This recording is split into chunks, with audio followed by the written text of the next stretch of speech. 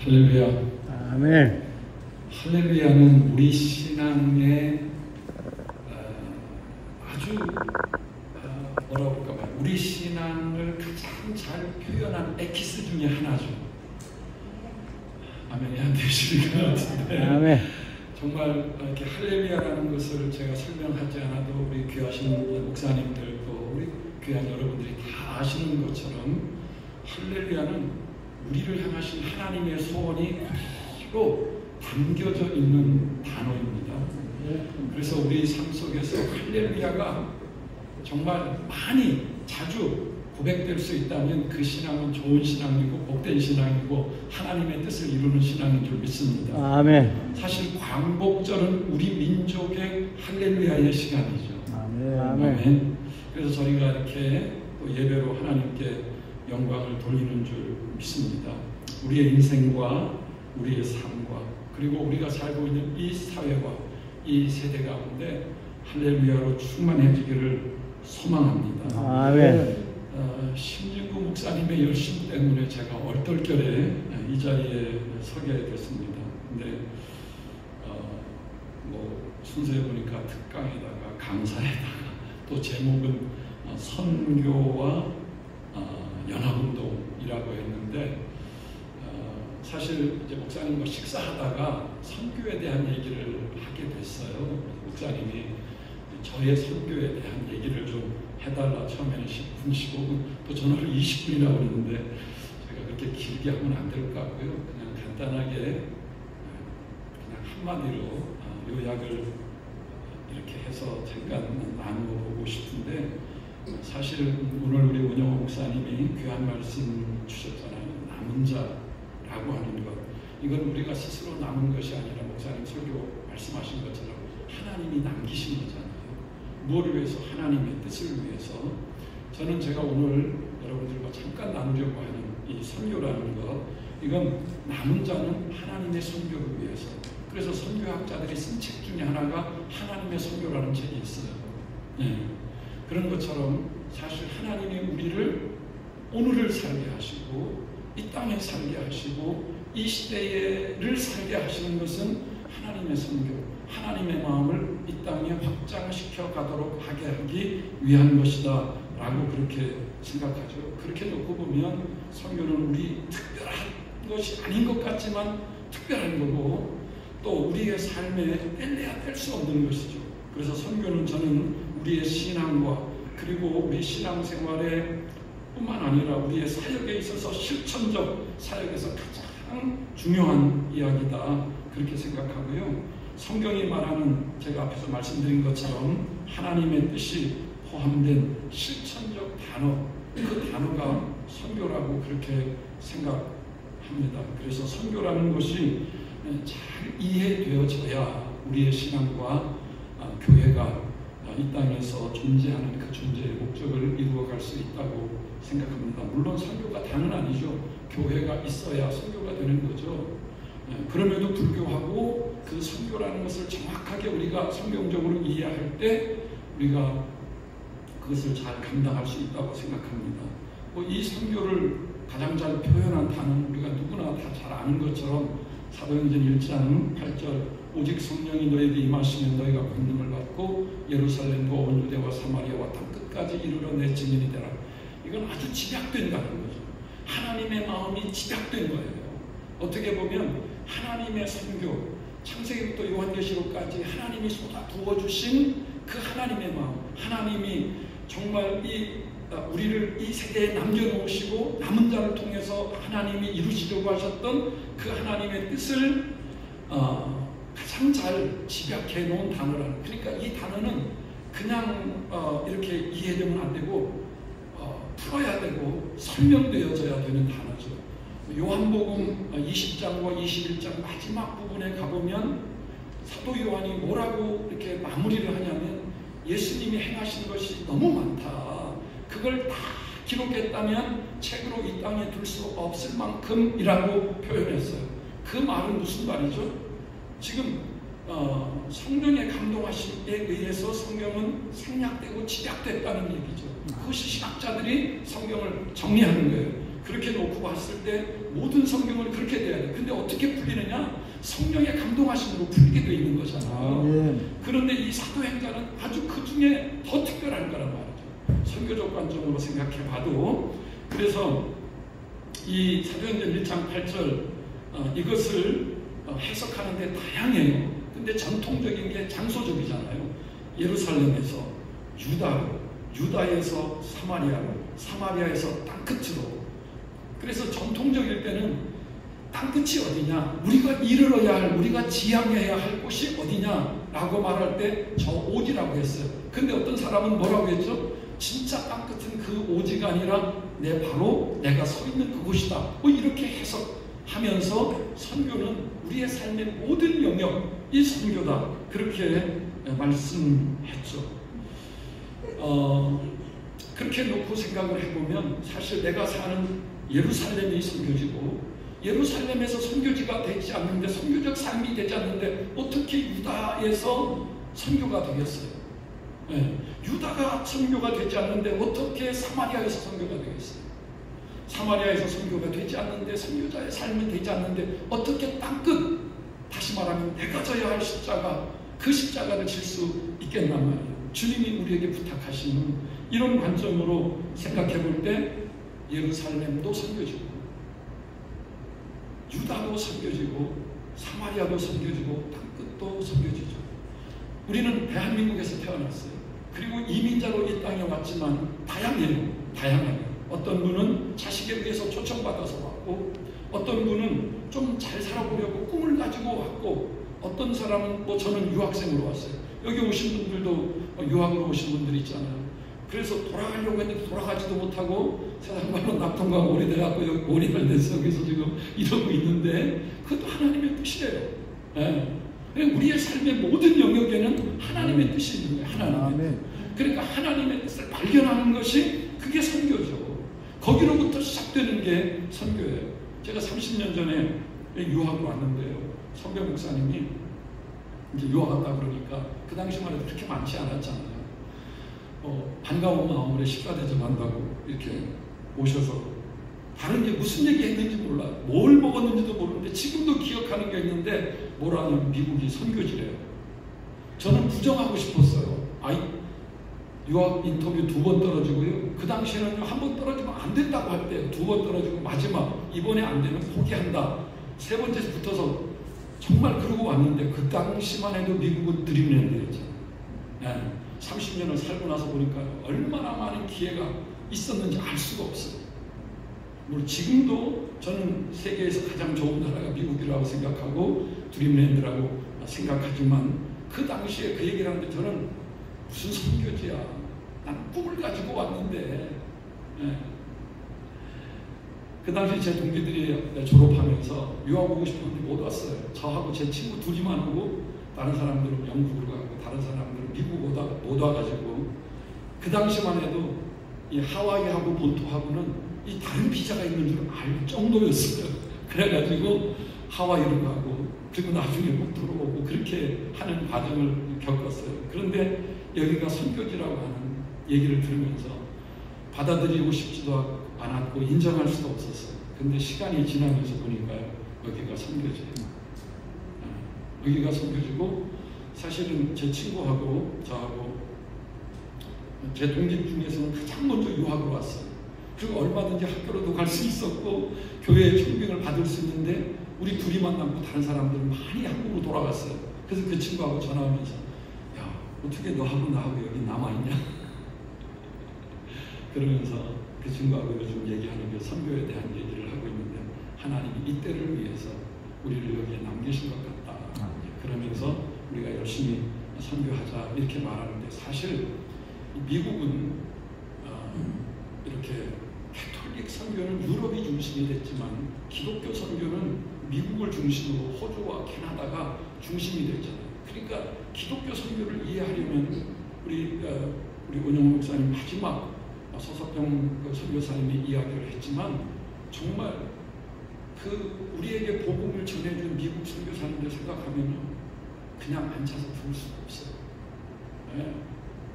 이 미국 선교사님들이, 제가 그런 생각을, 이들이 우리에게 복음을 전해주지 않았다면 그들의 헌신이 없었다면 저는 시골 말이죠. 바닷가에서 지금도 뭐 농사하다가 내 인생을 마무리하겠죠.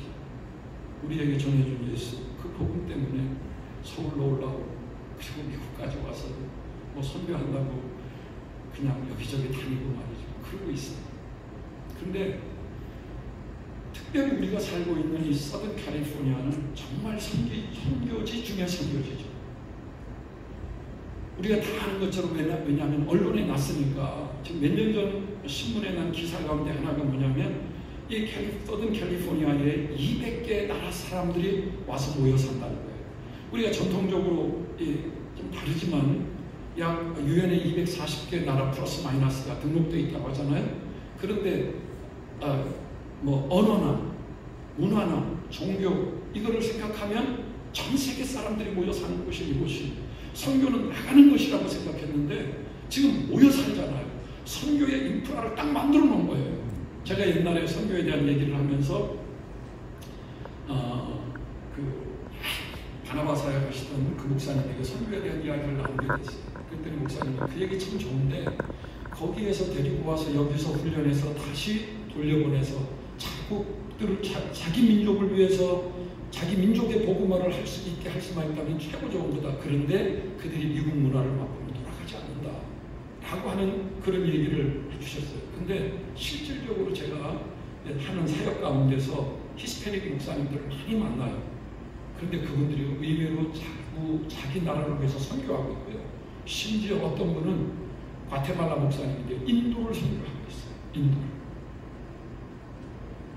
그러니까 우리가 가지 않아도 이곳에서 그들과 함께 선교에 대해서 주님의 명령, 오늘 내가 이 땅에 존재하는 하나님의 선교, 하나님의 마음을 가지고 우리가 이 일을 함께 한다고 하면 정말 선교는 삽시간에 이루어질 수 있는 그런 것을 갖추고 있는 것이 어디냐면 저는 이 서든 캘리포니아라고 생각해요.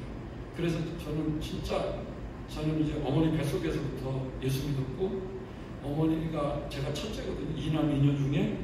근데 제가 어느 날 저희 부모님들이 신앙이 좋으셨어요. 그래서 내가 목사가 되겠다고 자랑하러 집에 갔더니 너는 어머니 뱃속에서 있을 때부터 목사로 들여졌대요. 근데 그 말을 듣는 순간 조금 기분이 나쁘더라고요. 나한테 물어보지도 않고 자기들 마음대로 내 인생을 결정하는데 어쨌든 그렇게 해서 제가 이렇게 목사로서 이렇게 삶을 살고 그러면서 했는데 어렸을 때 이랬어요. 제가 나는 선교 안 한다고 그랬어요. 목사 되기 전에 그냥 하나님이 내게 목회지 하나 주면 그거 하나 열심히 하겠습니다. 그리고 할 수 있으면 선교사님들을 돕는 일을 하겠습니다.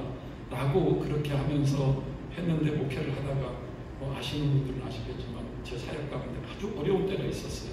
우리 목사님도 어려운 때가 있었다고 그랬는데 저도 어려운 때가 있었어요. 근데 그게 어려움이 아니라 그 계기가 저로 선교사적 삶을 살게 하고 선교에 대한 새로운 패러다임을 갖게 하는 기회가 됐어요. 그래서 저는 뭐 별로 말 안 하는 스타일인데 선교 얘기하면 끝도 없이 그런 열정을 하나님이 제게 주셨어요. 근데 오늘 뭐 짧은 시간이니까 다 나눌 수는 없지만 제가 이렇게 여러분들에게 나누고 싶은 얘기가 있다면 이곳이 선교지라는 거. 우리 주변에 있는 이 사람들이 다 선교적 대상자라는 거죠. 그래서 이들이 정말 예수 만나고 이들이 주님이 우리를 위해 생명 주신 것처럼 복음을 위해서 유다로 사마리아 땅 끝으로 나갈 수 있게만 한다면 그렇게만 할 수 있다면 주님이 우리에게 맡겨주신 정말 최고의 선교가 될 수 있지 않을까 그렇게 생각해요. 여러분들도 아시지만 여기 있는 사람들 지금 저도 이제 non-profit organization 그러니까 Religious Redemption School이 있어요. 근데 한인 사회는 강조하지 않고 선교를 목적으로 해서 학교를 하고 있거든요. 근데 이렇게 오는 이렇게 히스패닉들 학생들을 만나보면 뭐라고 그러냐면 이래요. 몇 년만 일하고 자기는 돌아간다는 거예요. 아니 많은 히스패닉들이 선교적 삶이 아니라 여기에서 개인적으로라도 여기서 이렇게 살기 쉽지 않다는 거예요. 돈 어느 정도 벌면 자기 땅에 집 사고 어느 정도 이렇게 준비가 되면 고향으로 돌아가서 살겠다잖아요.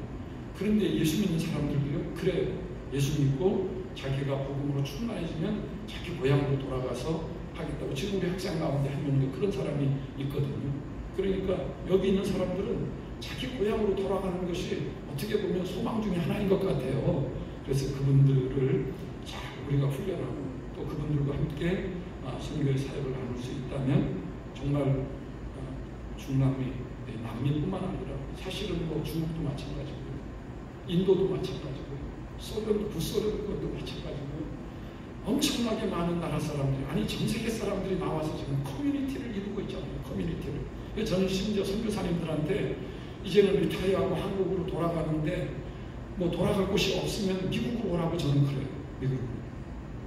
그리고 선교사님 자녀들이 미국에 공부하고 여기서 또 잠을 많이 잤잖아요. 그럼 제가 이렇게 제 동기 중에 한 사람한테도 한 대씩은 무조건 받으라고. 아들을 통해서, 자식을 통해서. 그리고 리타이어 하게 되면 돌아와서 이따가 시민권도 받고. 여기 잘 살려고 하는 게 아니라, 그분은 지금 필리핀에 계시는데 여기 필리핀도 커뮤니티들이 엄청나게 많잖아요. 필리핀 현지에서 선교하던 그런 마음으로 여기 와서 하면 얼마든지 더 좋은 사람, 민족을 품고 자기 민족으로 돌아갈 수 있는, 우리 이승만 대통령이 돌아오신 것처럼 민족을 새롭게 할 수 있는 사람들, 큰 사람을 위해서 남은 생애를 이 미국에서 선교할 수 있다, 뭐 이런 얘기를 하고 그러거든요. 그리고 사실은 이 전 세계 가운데 200개 이상 나라가 모여 사는 이 대도시가 별로 없는데 크게 세 도시잖아요. 하나는 캐나다 몬트리올. 그런데 거기는 불어권이에요. 그러니까 언어적으로 말하면 조금 제한되어 있죠. 그런데 뉴욕은 뭐 세계 최대 도시잖아요. 그런데 거기서는 선교지 가려고 하면 비행기 타고 가야 돼요. 그러나 캘리포니아는 여기서 샌디에고까지, 티juana까지 2시간, 트래픽 없이 2시간이면 가요. 그리고 딱 국경 넘어가면 우리가 아는 것처럼 선교지잖아요. 선교지. 그렇기 때문에 여기서 모여서 선교에 대한 전략을 나누고, 그리고 그곳에 가서 선교에 대한 실질적인 훈련을 하고, 그리고 그것을 하다 보면 그곳에서 복음화가 이루어지고, 그 사람들이 우리가 민족 복음화를 외치면, 그러면 우리가 가는 게 아니고요, 그들로 가게 하는, 이게 최고잖아요. 이거는 선교에 대한 얘기를 할 때마다 누구나 다 말하는 거예요. 누구나 다. 우리 민족의 짧은 역사 속에서 제2의 선교국이 될 수 있었던 것은 우리가 민족 복음화를 외쳤던 거죠. 그리고 우리 민족 복음화를 외치면서 가장 큰 게 남북통일, 북한에 우리가 가겠다고 하면서 우리가 이렇게 목사님들 다 아시는 거지만 금방 생각이 안 나는데, 금요일 저녁마다 이렇게 조준상 목사님이 북한 선교를 위해서 엄청나게 많은 사람들을 모아서 기도하고 준비했습니다. 안 열리니까 지금 세계에 흩어진 선교사님들이 1세대가 다 그때 기도했던 사람들이에요. 민족 복음화를 외치던 그 사람들이 북한이 안 열리니까 전 세계로 흩어졌어요. 근데 이면수 목사님이 그런 얘기 하시더라고요. 북한이 열리면 그분들이 다 돌아오겠다는 거예요. 1년을 안식년을 만들어 놓고 돌아와서 그곳에서 우리 민족 복음화, 북한 선교를 완성하겠다. 그렇게 말하는 그런 하는 것들이 있잖아요. 그래서 제가 생각할 때는 정말 이런, 그래서 그만해야 되는데 그래서 지금 우리가 사는 이곳에는 어떤 이유에서 왔든지 우리가 믿음으로 딱 이렇게 우리가 신앙을 가지고 하나님의 뜻을 딱 생각해 보면 우리가 그냥 여기서 잘 먹고 잘 살고 우리 2세대, 3세대들이 잘 살고 성공하는 게 아니고요. 하나님이 우리와 우리의 자녀들을 통해서 이 시대를, 그리고 우리 민족을 새롭게 하려고 하는 그것이 성경의 디아스포라의 관점이잖아요. 그래서 우리가 이런 사명이 있다는 거. 그리고 선교는 혼자 하는 게 아니고 함께 연합하는 거예요. 그 다음에 기회가 있으면 또 나누겠지만, 그리고 선교는 전략적이에요. 혼자 북치고 장구 치는 게 아니잖아요. 전쟁이잖아요. 선교는 우리 신앙의 최전선에 있는 거죠. 그러니까 더 전략적이어야 돼요. 더 전략적이에요. 그래서 저는 우리 최양남 목사님 계시지만 우리 교회가 군인같이 군대같이 돼야 된다고 생각하는 사람이에요. 그래서 그런 역동성이 있고 전략이 있고 명령이 있고 순종이 있고 앞으로 가면 죽을 줄 모르고 앞으로 갈 수 있는 그런, 그래서 오늘 남가족 한국 예비역 기독군인회가 이것을 위해서 해야 할 특별한 사명이 있다고 목사님 생각합니다. 여기까지.